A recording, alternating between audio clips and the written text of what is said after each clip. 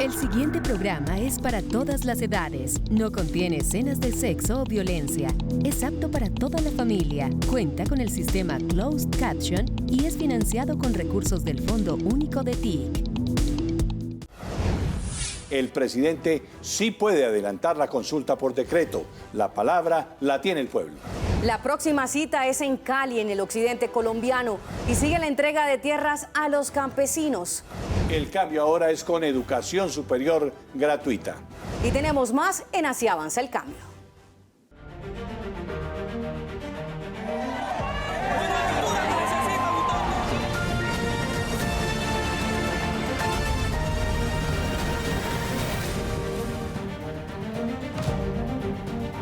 ¿Qué tal? Bienvenidos a Así Avanza el Cambio, el informativo de la Presidencia de la República. En este espacio le contamos cómo progresa nuestro país. Un cordial saludo a todos aquellos que se conectan a esta hora a través del canal institucional y las redes sociales de la Presidencia de la República. Zahira, y en esta emisión tenemos noticias importantes y útiles para todos ustedes.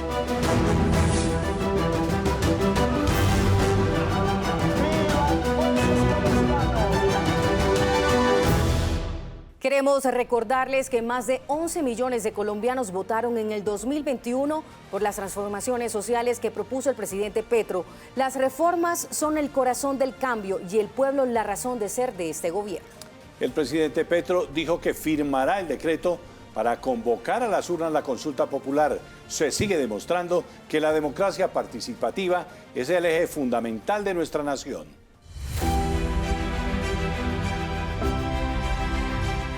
El pueblo de Colombia debe expresarse sobre la reforma laboral. Podemos tomar nuestras decisiones democráticamente. Podemos tener ese valor de poder alzar la voz y decir, nuestras decisiones y no quedarnos callados. Mediante decreto, el presidente Petro convocará la consulta popular, que fue negada por el Senado, para que los colombianos se pronuncien sobre las 12 preguntas de la reforma laboral. La Corte Constitucional tendrá en sus manos, no otra instancia judicial, sino la Corte Constitucional, el decreto de convocatoria a consulta popular que haré, que el pueblo debe expresarse porque es el dueño del poder político en Colombia. No hay ningún otro dueño. Y lo que hizo el senador Cepeda fue una vagabundería con el pueblo. Y su votación es ilegítima, porque nunca puso a discutir al Senado de la República el concepto, favorable o no, de la consulta popular. De otro lado, el primer mandatario aseguró que espera que la Corte Constitucional respalde la participación ciudadana.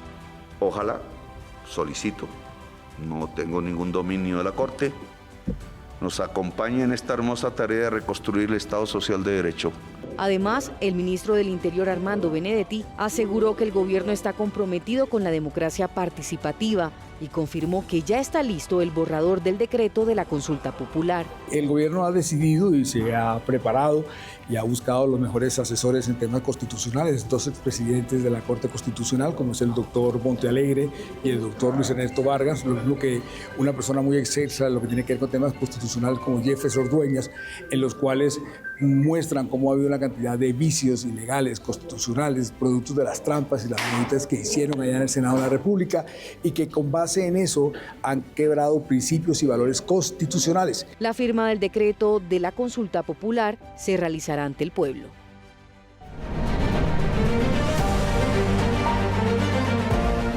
Bueno, nos acompaña el doctor Eduardo Montealegre, el exfiscal general de la Nación, expresidente de la Corte Constitucional. Doctor Montealegre, qué bueno que esté con nosotros. Bienvenido. Muchas gracias por la invitación. Bueno, doctor, empecemos al grano. ¿El presidente puede decretar, por decreto, hacer la consulta popular? No me cabe la menor duda porque el ordenamiento jurídico colombiano establece que si el Senado de la República no se pronuncia acerca de la consulta, el presidente puede convocarla por decreto. En este caso, ¿por qué se está afirmando que no existió un pronunciamiento por parte del Consejo de Estado, del Senado de la República? Porque si bien formalmente existió un acto de votación en el Congreso donde a través de unas precarias mayorías el voto fue desfavorable, lo cierto es que ese acto es contrario a la Constitución. ¿Por qué? Y es contrario a la Constitución porque el Senado incurrió en unos vicios de trámite que violan principios, garantías y derechos consagrados en la Carta Política. En esos casos, cuando hay una incompatibilidad entre un acto de menor jerarquía, como este acto del Senado, y las disposiciones de la Constitución, el presidente de la República tiene la obligación de darle prevalencia a la Constitución, que es una norma de normas que prevalece sobre todos los demás actos del ordenamiento jurídico.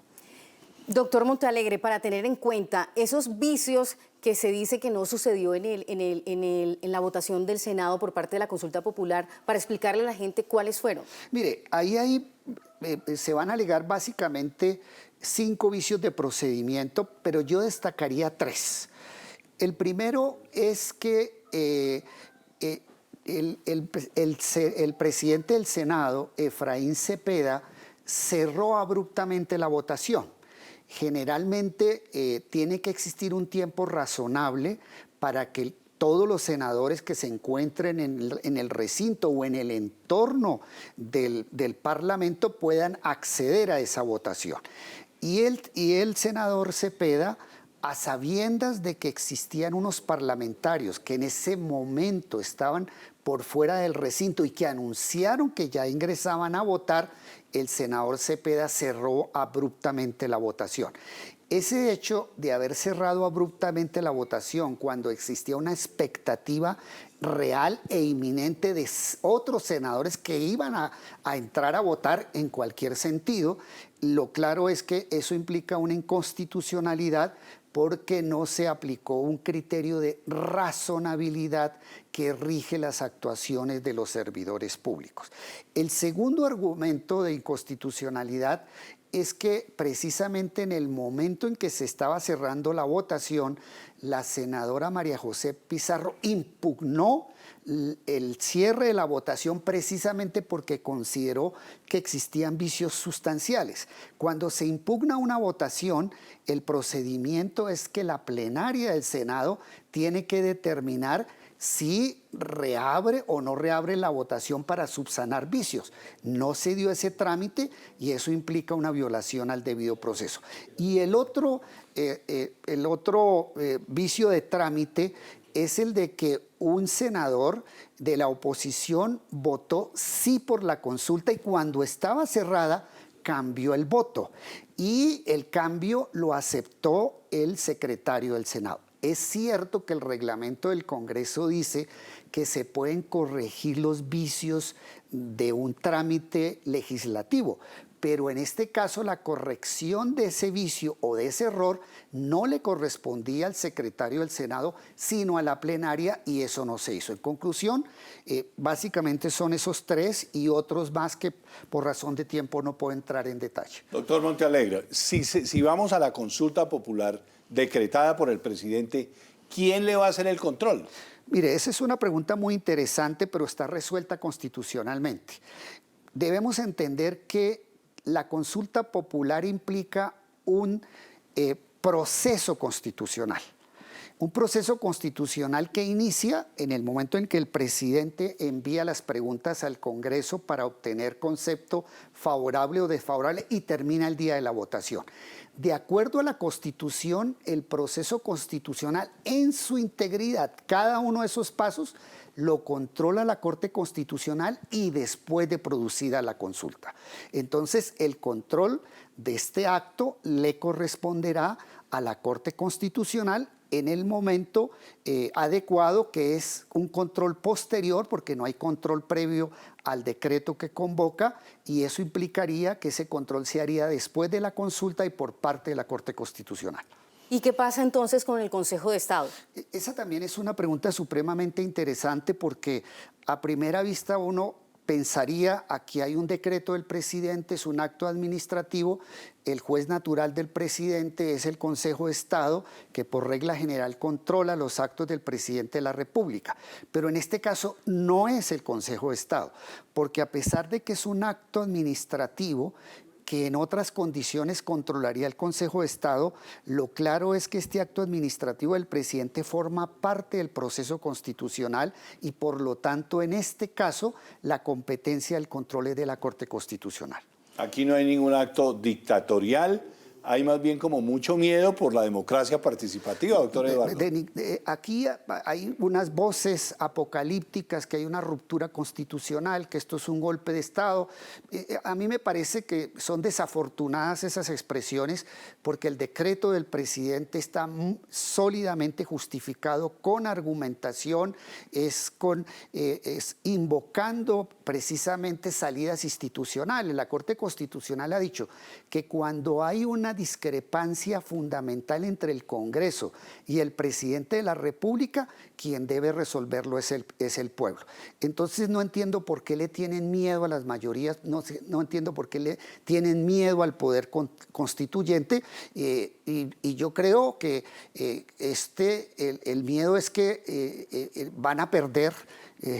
Los de la oposición van a encontrar una votación de millones de colombianos que van a apoyar la política de equidad social y de salto social que tiene el gobierno y de protección a los trabajadores de Colombia. Doctor Montealegre, para que los colombianos estén tranquilos, ¿cuáles son esas normas o esos fundamentos constitucionales que amparan precisamente el decreto del presidente Gustavo Petro conforme a la consulta popular? Mire, el artículo 4 de la Constitución establece que la Constitución es norma de normas, que cuando hay incompatibilidad entre una norma de menor rango, en este caso la votación del Congreso, que es un acto administrativo, y ese acto administrativo resulta contrario a la Constitución, en este caso porque hubo vicios de trámite que violan principios y valores de la Constitución, el presidente tiene que hacer prevalecer la Constitución. Doctor Eduardo Montealegre, pues muchas gracias por habernos acompañado. Hablemos ahora de la reforma pensional que estudia actualmente la Corte Constitucional. Imagínense ustedes un país con más de 3 millones de viejos y de viejas con una pensión. Estamos hablando del pilar solidario de la reforma. En Colombia, más de 2,5 millones de adultos mayores viven sin acceso a una pensión. Una realidad que el Gobierno Nacional quiere cambiar con la implementación del bono pensional, una renta básica que entrará en vigencia a partir del 1 de julio de 2025. El subsidio del Estado Nacional irá para el bono pensional de los más pobres. Y serán 3 millones de viejos y de viejas. Y ahí aumenta toda la cobertura pensional, por eso salta del 24 tradicional al 50 y pico. Y el dinero de los cotizantes que se ahorra irá para pagar los actuales pensionados. El bono pensional será de aproximadamente 223.000 pesos mensuales, monto que se ajustará anualmente con base en la inflación. Lo que hacemos en la ley es coger esos 20 billones, pero entregárselo a los más pobres, que son los que hoy no tienen pensión. El bono pensional más grande y para más gente. Y eso solo se logra si el recurso nacional no va para los pensionados ricos o más ricos, sino para los más pobres. El beneficio lo recibirán hombres desde los 65 años y mujeres desde los 60, siempre que no tengan pensión y estén en situación de pobreza o vulnerabilidad. Sí, estoy de acuerdo que se aprobara la reforma pensional, estoy de acuerdo. Toda la vida estoy de acuerdo en eso, porque piensa en la vejez de Colombia, que nunca se ha dado eso. El programa será coordinado por Prosperidad Social y Colpensiones y reemplazará al actual programa Colombia Mayor, que hasta ahora entregaba entre 80.000 y 225.000 pesos según la edad del beneficiario. Y algo que usted debe tener muy en cuenta, nuestros viejos y nuestras viejas son los principales beneficiados con la implementación de la reforma pensional. Aquí sus historias. Pues nunca conocí lo que era uno ayudarse a una pensión porque mi familia es muy pobre. Ya no trabajo, fui un vendedor ambulante y en esto me sirve a mí para andar a veces en la calle, tomarme un jugo, cualquier cosa o para transportarme. Yo llevo 45 años embelleciendo calzado. Cuando una lustrada valía 5 centavos, pues yo no aproveché la juventud y no llegué a tomar una pensión. Y hoy en día pues me hace falta porque mi trabajito se me ha complicado mucho. No se pueden mover, no pueden trabajar, los hijos los abandonan. Don Marco Antonio a sus 70 años no merece trabajar en la calle en condiciones precarias. La nueva ley pensional es equitativa y le devuelve la dignidad. La nueva ley pensional es un acto de justicia social. Con la reforma pensional pasamos de entrada del 24 al 53% de colombianos pensionados. Este es el gran impacto de la reforma pensional que empezará a regir el próximo 1 de julio. La reforma pensional que entra en vigor el 1 de julio plantea el nuevo modelo más equitativo para que más colombianos y colombianas logren acceder a su derecho de tener una vejez digna. La norma se basa en el esquema de pilares así. Pilar contributivo. Aquí los trabajadores que cotizan mantienen el requisito de 1.300 semanas cotizadas para hombres y 1.275 semanas para mujeres en 2025. Sin embargo, estas se reducirán gradualmente hasta 2036 a 1.000. Además, podrán descontar 50 semanas por hijo, máximo 3, permitiéndoles pensionarse con 850 semanas. Pilar semicontributivo. Este beneficio es para quienes cotizaron entre 300 y 999 semanas, quienes reciban una renta vitalicia del 20% para hombres y el 30% para mujeres. Pilar solidario. Este es el mayor beneficio de la reforma pensional, que llega a quienes no cotizaron y lo hicieron de forma insuficiente y otorga una renta mensual de 223.800 pesos a hombres mayores de 65 años y mujeres mayores de 60 años. Ahorro voluntario. Es la posibilidad de realizar aportes adicionales voluntarios para mejorar la mesada pensional futura. ¿Cuál será el papel de Colpensiones? ¿Continuarán los mismos requisitos para tener la pensión? Las respuestas a continuación. Colpensiones será el principal operador. La ley estableció que quienes ganen hasta 2,3 salarios mínimos deberán cotizar exclusivamente en Colpensiones, y los que ganen más del excedente irá a una administradora del componente complementario de ahorro individual. Requisitos y beneficios. La ley no modificó la edad de pensión, que se mantiene en 62 años para hombres y 57 para mujeres. Pensión anticipada. Es una figura que permite que los hombres mayores de 65 años y mujeres de 62 y que tengan al menos 1.000 semanas cotizadas puedan acceder a una pensión. Régimen de transición. Este se aplicará durante 2 años para quienes al 1 de julio del 2025 cuenten con 900 semanas para hombres y 750 semanas para mujeres. Las voces del mundo también respaldan las reformas sociales. La Organización Internacional del Trabajo, OIT, dio su respaldo a la reforma pensional. La Organización Internacional del Trabajo, OIT, respaldó la entrada en vigor de la reforma pensional Ley 2381 del 2024 del Gobierno del Cambio, al considerar que cumple con los estándares internacionales.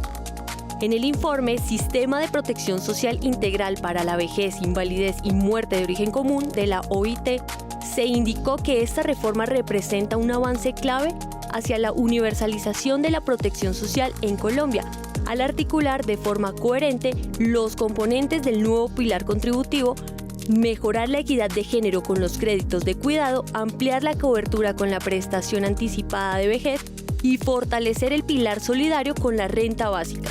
Con esta apuesta, bajo liderazgo del Ministerio de Trabajo y el señor ministro, hemos implementado las acciones para iniciar el 1 de julio de 2025 el nuevo sistema y saldar la deuda histórica que tenemos con 3 millones de adultos mayores para sacarlos de la pobreza extrema y reconocer su contribución en justas proporciones a nuestra sociedad.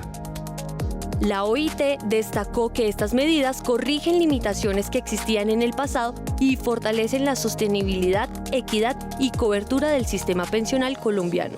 Son los representantes del empresariado mundial junto a los representantes del trabajo mundial diciendo que la reforma pensional es válida, es de alta calidad, se acoge a los principios universales actuales de los derechos de las gentes alrededor de la pensión.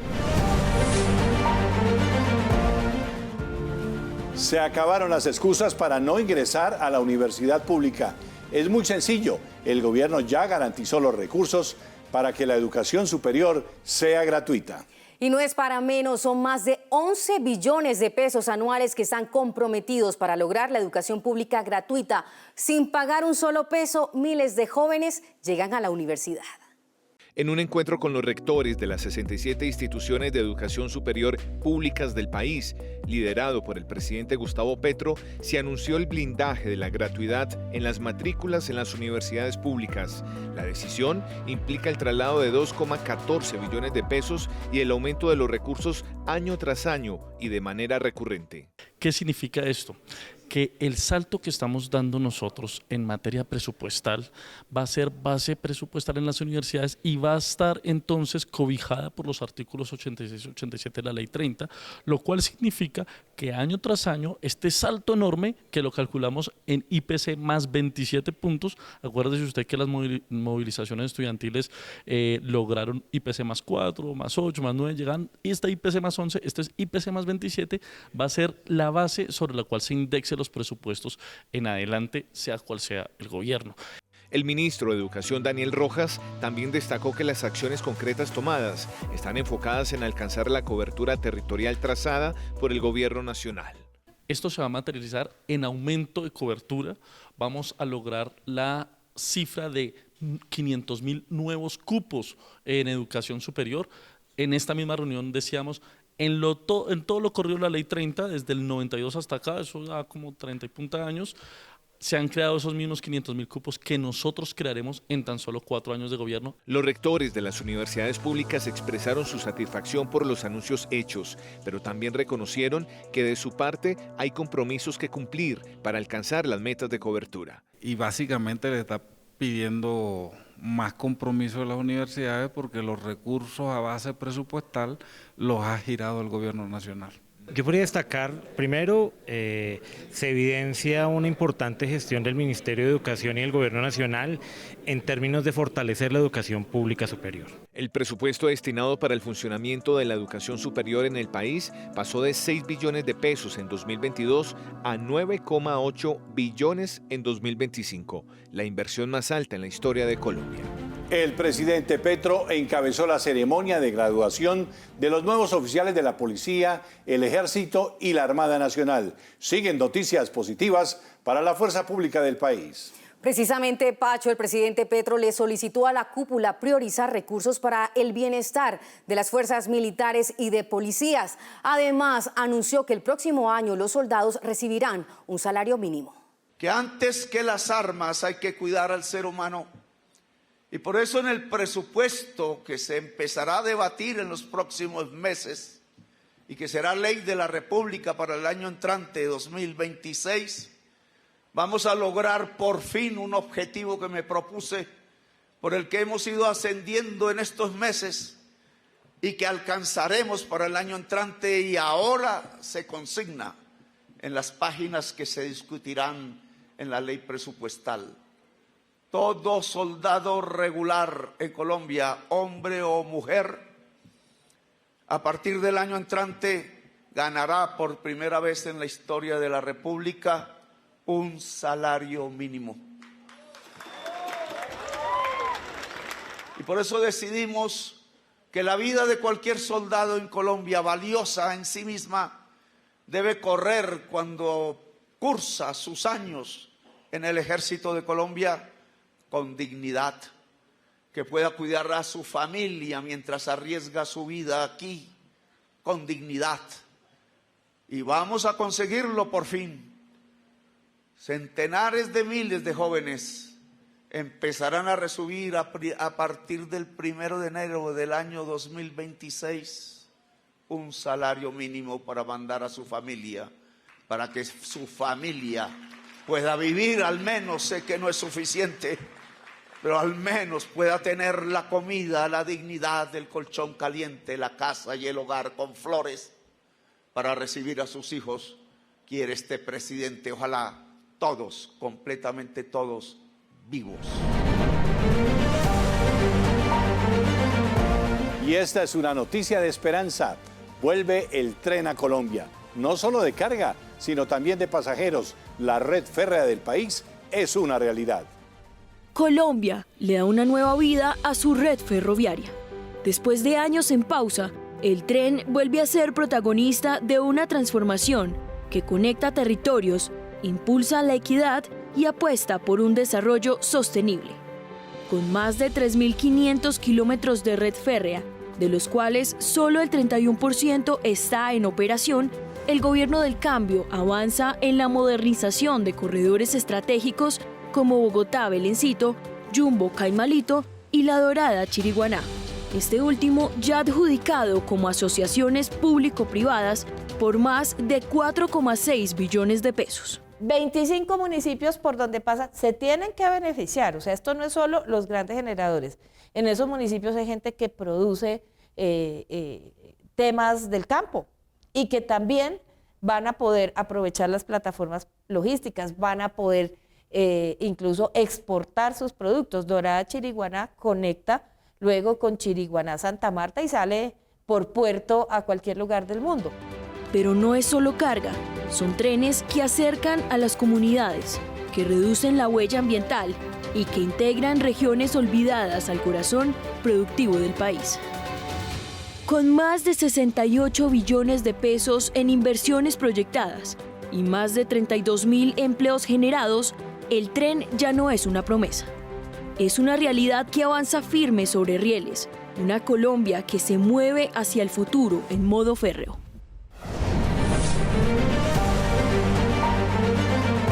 La energía limpia es una realidad en los territorios. Esta es la única manera de hacer sostenible la paz y la equidad. Ahora las familias de San Antonio de Palmito, en Sucre, podrán continuar con sus emprendimientos, ver televisión o tener electrodomésticos sin ningún problema. Esto gracias a las energías limpias. Comenzamos a producir queso, lácteos, lo que fue yogur, queso, hacíamos suero. Pero se nos presentaron en el camino de dificultades, como cuál, que a veces iba a la luz y eso se dañaba el producto. Es una de las mayores dificultades que se nos presentó, hasta el tiempo que tuvimos que cerrar la empresa. Ahora la realidad de más de 500 familias ha cambiado con la inauguración de una nueva granja solar fotovoltaica en San Antonio de Palmito, Sucre, convirtiendo a este municipio en el segundo territorio energético del país. Este es un proyecto muy importante de pronto para el municipio, porque de pronto anteriormente nosotros escuchábamos sobre las granjas solares, pero hoy ya, y gracias a Dios, la tenemos aquí mismo. Y de otra manera eso nos va a ayudar a reducir un poco el costo de la energía.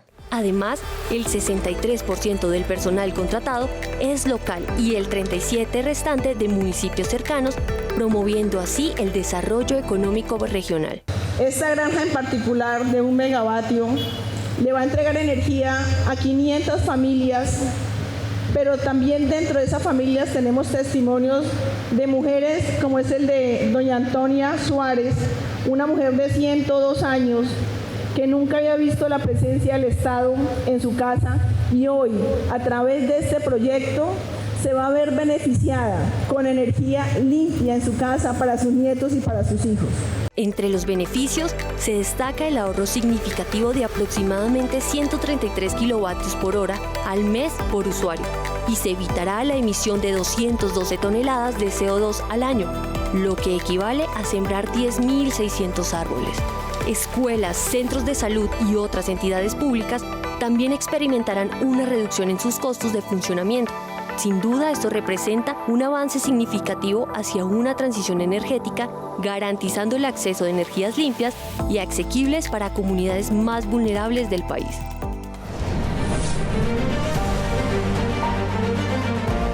En nombre del Estado colombiano, con un emotivo discurso, el presidente Gustavo Petro le pidió perdón a la comunidad de paz de San José de Apartadó por las graves violaciones a los derechos humanos que fue víctima esta comunidad entre 1997 y el año 2007. El presidente Gustavo Petro, en un acto simbólico desde acá, desde la Plaza de Armas de la Casa de Nariño, ofreció disculpas públicas en nombre del Estado a la comunidad de paz de San José de Apartadó. Esto en cumplimiento del acuerdo de solución amistosa firmado el 18 de diciembre de 2024 entre la Agencia Nacional de Defensa Jurídica del Estado y la comunidad de paz. Creo que es el acto de indemnización mayor que podría hacer hoy este gobierno, fuera de hacer obras de redención social, de emancipación social en San José de Apartadó y en El Aro y en todos los lugares donde la sangre ha corrido. El día de hoy es un momento histórico, un homenaje añorado por nuestros abuelos, abuelas y ancestros, muchos de ellos asesinados.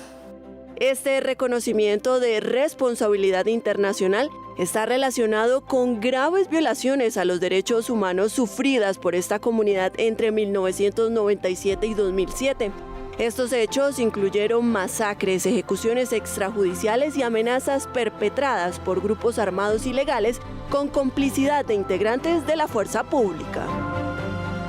Este acto de perdón, un tanto hipócrita, porque aquí no está el Estado y hay que invitarlo. Aquí en algún acto, padre, si la comunidad quiere, la comunidad invite a toda la Junta de la Cúpula Militar de Colombia y a los presidentes de las mesas directivas del Congreso de la República a ver si aprenden, y a los presidentes de los tribunales de la justicia en Colombia, para que haya justicia. Es el Estado el que tiene que cambiar. Y ese Estado debe pedir perdón, todo el Estado.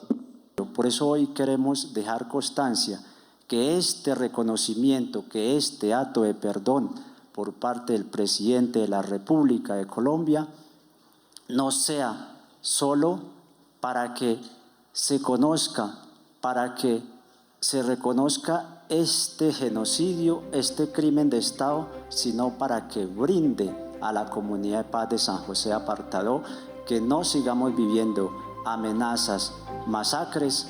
Con este acto se logró honrar a las víctimas, reconocer el daño causado y sentar las bases para que hechos tan dolorosos no se repitan. Sumado a esto, el Gobierno Nacional viene adelantando otros compromisos del acuerdo con la comunidad, como la formalización de tierras y la ejecución de obras en educación y salud, entre otras. Y teniendo en cuenta la experiencia de Colombia en temas de paz, nuestro país fue elegido para ser miembro durante un año del Consejo de Seguridad de las Naciones Unidas. Después de 13 años, nuestro país vuelve a sentarse en la mesa donde se toman las decisiones más importantes para la paz y la seguridad del mundo. Colombia fue elegida como uno de los miembros no permanentes del Consejo de Seguridad de la ONU. Colombia ha sido elegido con una votación casi unánime de 180 votos, miembro no permanente del Consejo de Seguridad para el periodo 2026 y 2027. Este es un reconocimiento al fortalecimiento de la política exterior que ha hecho el presidente Gustavo Petro y a todo el trabajo diplomático que se ha hecho desde la misión de Nueva York y desde cada una de las personas que han hecho parte de este proceso. Nuestro país llega a este organismo internacional con su experiencia en procesos de paz.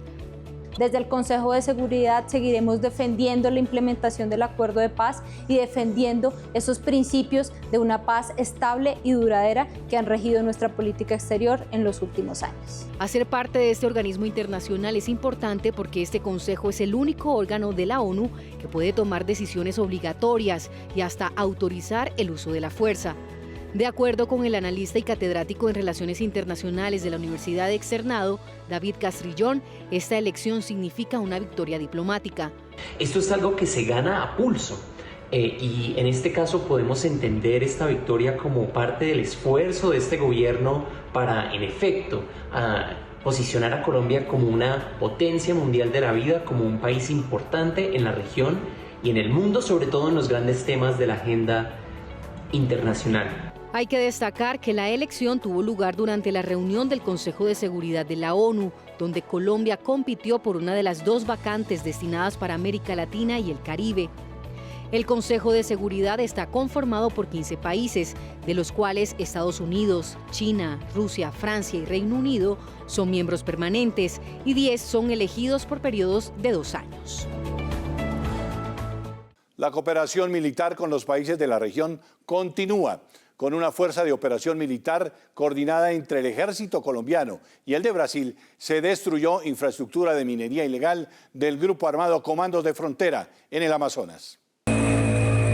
Desde tempranas horas de la mañana, tropas de la 26ª Brigada, conjuntamente con el ejército de Brasil, ejecutaron una operación conjunta en el río Pure, zona fronteriza entre los 2 países. Las tropas llegaron al lugar luego de labores de inteligencia que permitieron la destrucción de 34 unidades mineras utilizadas para la extracción ilícita de minerales. A su vez, generaban daño ambiental por los insumos de mercurio empleados en este tipo de minería ilegal en zona de Tarapacá, departamento del Amazonas. Es importante resaltar que la afectación económica tasada o valorada está tocando cerca de los 30 millones de dólares. 25 millones de dólares mensuales en producción y tal vez unos 5 millones de dólares en lo que es la infraestructura que se logró destruir. La minería ilegal sigue siendo un problema significativo en Colombia, afectando a 29 de los 32 departamentos del país. Por su parte, el Ministerio de Ambiente y Desarrollo Sostenible ha informado que en lo corrido del año se han llevado a cabo más de 40 operaciones para combatir la minería ilegal, incluyendo operaciones contra hidrocarburos y para la protección del medio ambiente. La minería ilegal causa graves impactos ambientales como la contaminación de las fuentes hídricas, el suelo, la deforestación y la pérdida de la biodiversidad.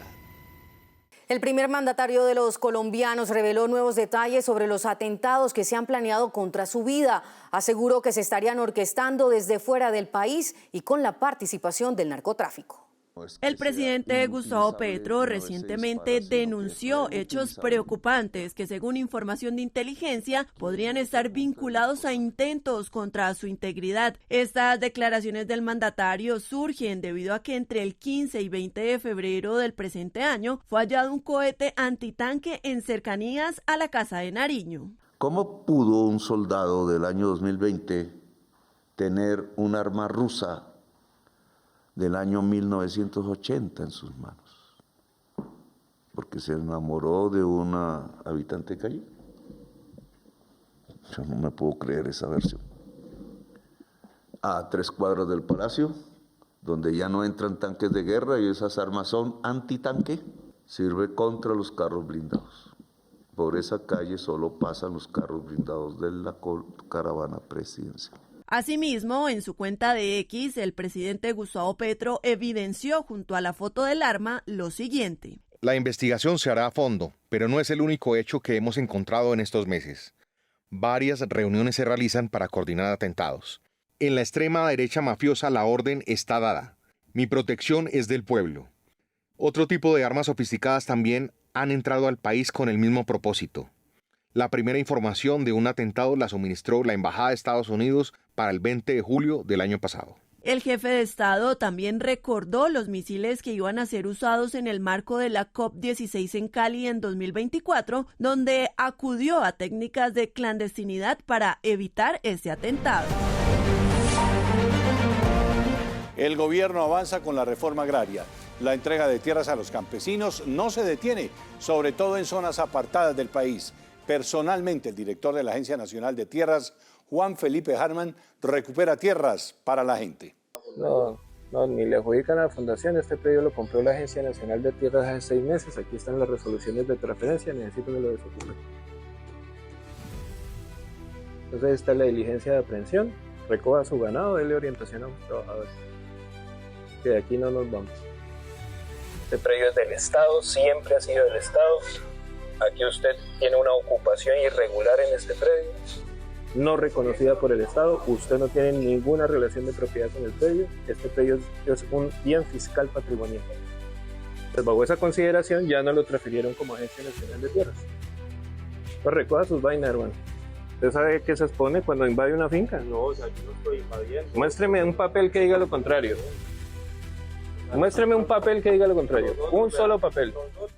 Usted lo debe saber, muchos baldíos que fueron usurpados son recuperados por las autoridades para los campesinos. Después de tanto sufrimiento, después de tantos años en los cuales se ha puesto sangre, se ha puesto llanto, todos estos predios que antes nos intimidaban son hoy para el beneficio de las familias de Buenavista. Bueno, yo considero que esta finca es fruto de los comités de reforma agraria, toda vez que el comité ha estado de la mano con agencias de tierra y hemos venido trabajando codo a codo con ellos. Yo no lo creía porque yo ya llevaba tanto rato esperando y no se había presentado esa oportunidad. Al momento que llegó así, me impacté, ¿sí? Me impresioné y al mismo tiempo me dio un alivio.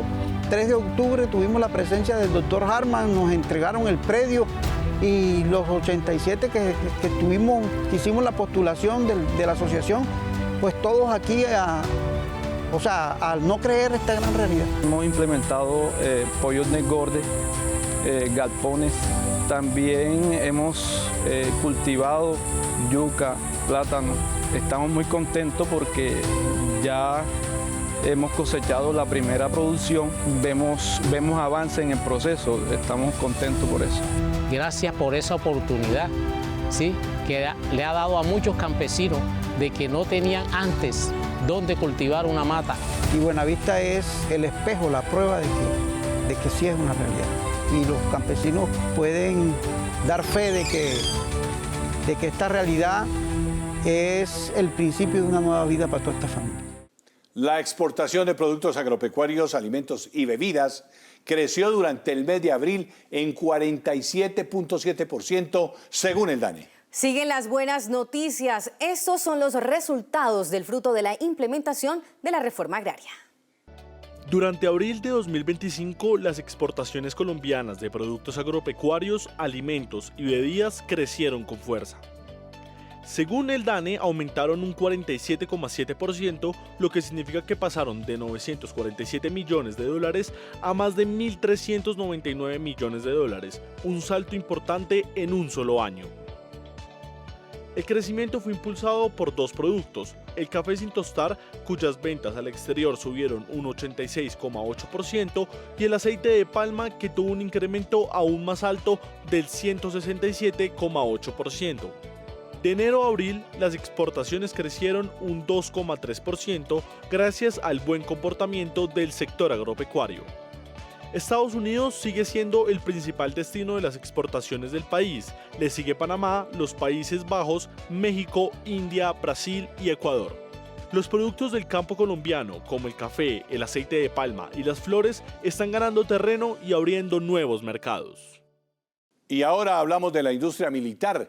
Indumil no solo presentó el prototipo del primer fusil elaborado en Colombia, sino ahora también está produciendo fertilizantes. La industria militar hoy también juega un papel muy importante en sus proyectos, digamos, estratégicos, como es la construcción de una planta de nitrato de amonio, que lo que busca es también proveer una seguridad alimentaria a través de un fertilizante como es el nitrato, por ejemplo, y eso hace hoy parte de los proyectos estratégicos de Indumil, que además están priorizados dentro de este COMPES de reindustrialización y hace parte de esos proyectos estratégicos. El nitrato, de acuerdo a su nivel o a su grado de unas concentraciones y unas definiciones químicas, o sirve como materia prima para la elaboración de explosivos, y que hoy es utilizado, digamos, en la elaboración de explosivos industriales para el sector minero e infraestructura, pero también sirve en otro grado de concentración como fertilizante para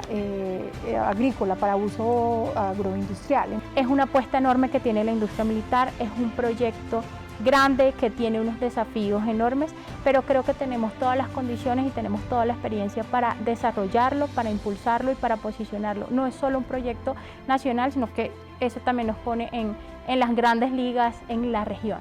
Y hasta aquí esta edición de Así Avanza el Cambio. Gracias por acompañarnos. Colombia unida, trabajando día a día para salir adelante. Somos sinónimo de paz y de esperanza. Así avanza el cambio. Hasta pronto. Hace 28 años en San José de Apartadó Más de 300 personas murieron siendo víctimas de la violencia. En un solemne acto, el Estado colombiano pidió perdón a esta comunidad. Aquí les rendimos un sentido homenaje a la comunidad de San José de Apartado.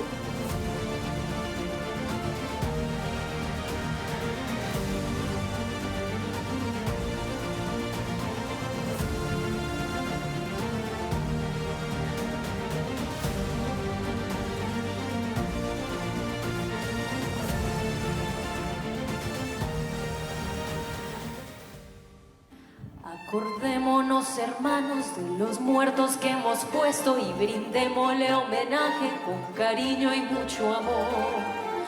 Vamos todos campesinos para ir fortaleciendo la comunidad de paz. Vamos todos adelante, siguiéndote con amor. Caigan todos los tiranos, viva el pueblo luchador. Guardamos tu silencio que habla más que muchas voces. Los llamamos todavía porque están presentes, aquí, ahora. Luchito. Presente. Bellanira. Buenos días. Alfonso. Presente. Sandra. ¿Cómo estás? Natalia. Estoy en el sol. Santiago. Alejandro. Estoy sembrando.